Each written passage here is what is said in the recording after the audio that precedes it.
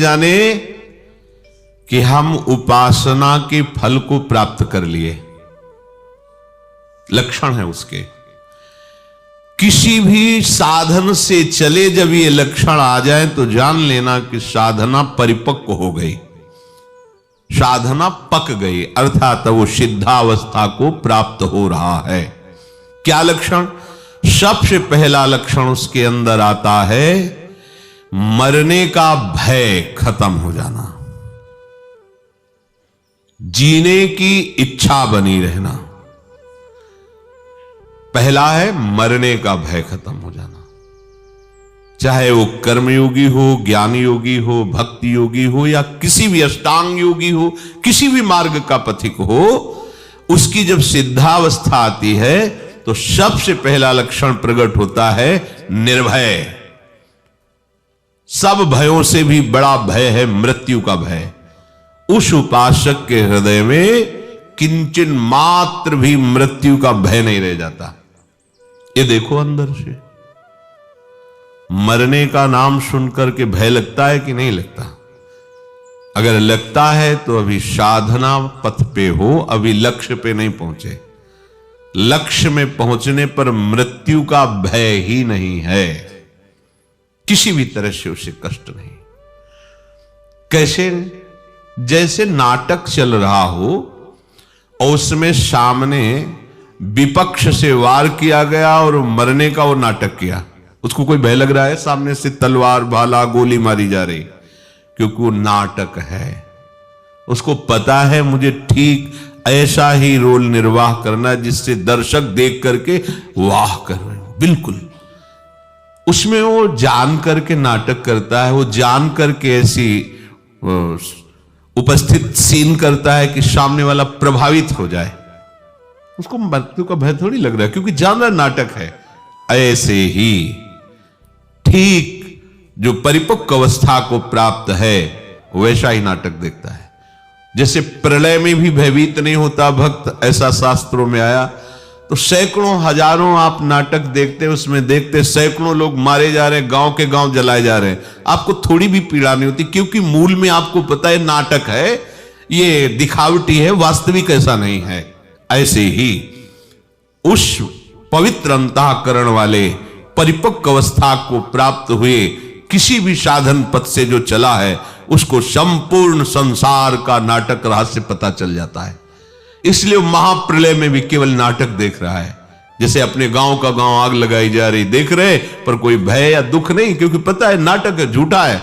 ऐसे ही ये मिथ्या, ब्रह्म सत्यम जगन मिथ्या, ये मिथ्या है।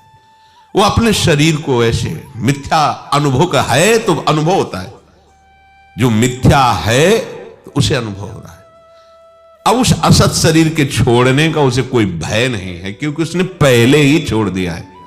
माना हुआ अपनापन प्रभु के चरणों में ऐसा समर्पित हुआ कि देह सुध ही गई, देह कुटुंब ते जाए छूट सब ही विधि नातो। जब तक मरने का भय है तब तक परिपक्व अवस्था नहीं है। मृत्यु का भय खत्म हो जाए।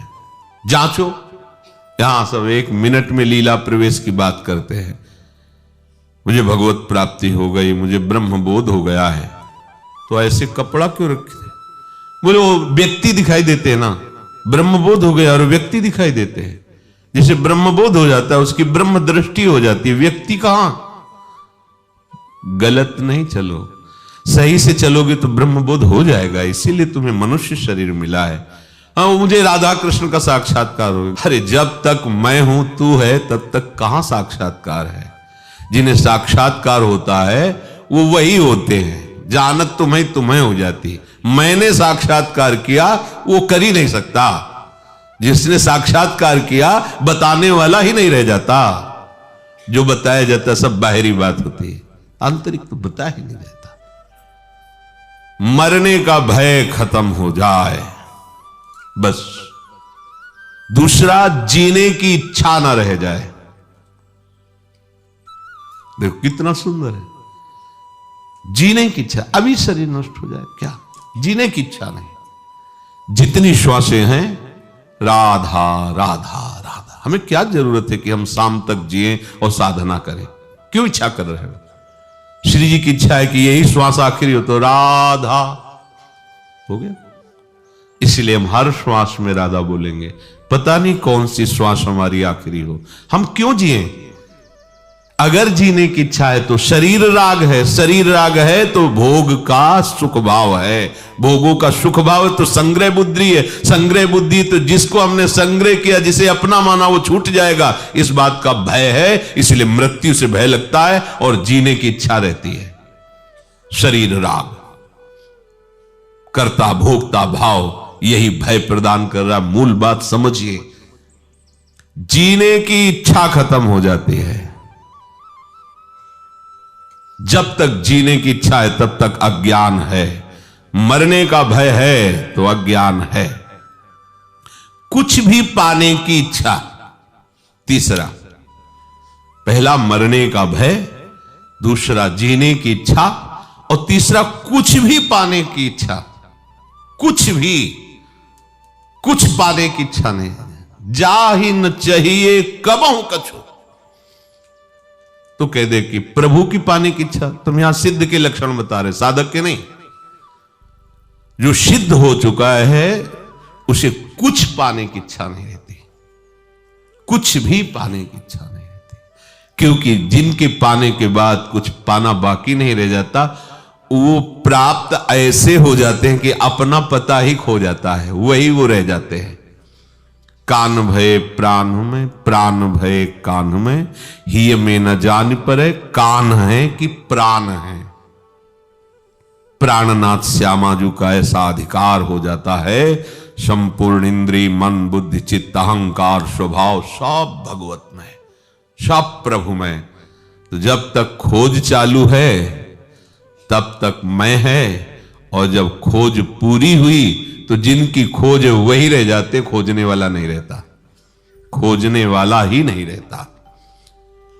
पाने की कोई भी इच्छा, कुछ भी पाने की इच्छा, ये कचाई है,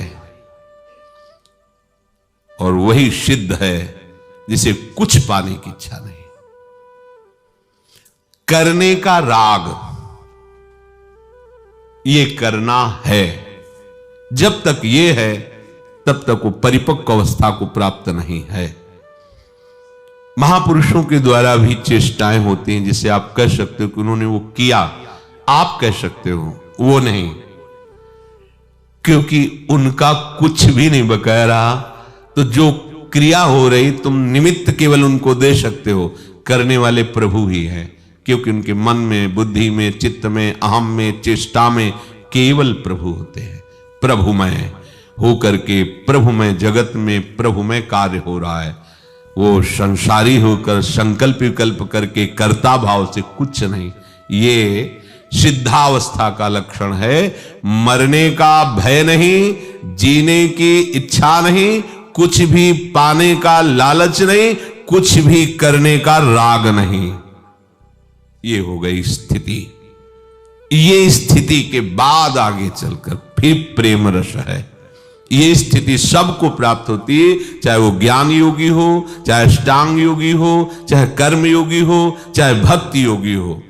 भक्ति योग में ये महामहिम स्वरूप है कि वो यही नहीं टिकता, अब इसके बाद उसके अंदर इच्छा जागृत होती है। ये जो इच्छा होती है, ये जागतिक इच्छाएं नहीं है। देखो, संपूर्ण श्रीमद राधा सुधा निधि में इच्छा ही जागृत की गई। ऐसा कब होगा? हम श्री जी के लिए ऐसी सेवा करेंगी, ऐसा श्री जी की विचिन्वंती के शान कुचन कर जई कंचुक पटम को चाप्या मुंचंती कुछ कनक दिव्य कलसयो। ऐसा कब होगा? पत्रावलिम रची तुम कुछ योग कपूर। ये इच्छा ऐसा महामहिम स्वरूप है जो बड़े बड़े सिद्धों के लिए भी दुर्लभ है। प्यारोढ़ क्षमते न यच्छु शुकादी नाम तु ध्यानगम संभाव्योपि विरंचिनारद शिवो। यहां तक पूर्ण हो गया। अब ये पूर्ण के बाद जो यात्रा होती प्रेमियों की होती है, वो अखंडानंद और ये अनंतानंद, अनंतानंद स्वरूप में